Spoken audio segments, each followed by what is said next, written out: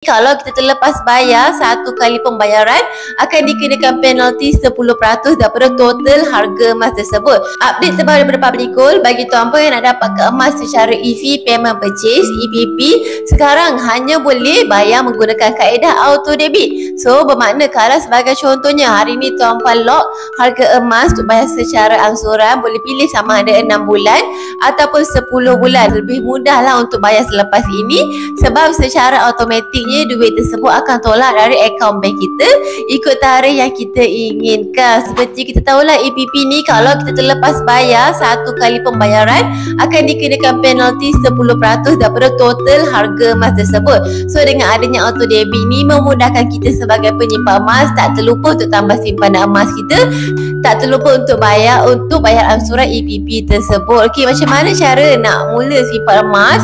Kalau tuan-puan nak terus mula simpan emas secara EPP, terus saja klik link dekat profil saya. Kemudian terus saja mulakan simpanan emas tuan-puan dengan serendah RM100. Dan ingat kena konsisten tambah simpanan emas baru lagi cepat kita capai matlamat simpanan emas kita. Oleh itu sekarang ni nak simpan emas menggunakan kaedah EPP lebih mudah dengan adanya auto debit. Akhir kata macam biasalah, senangnya nak simpan.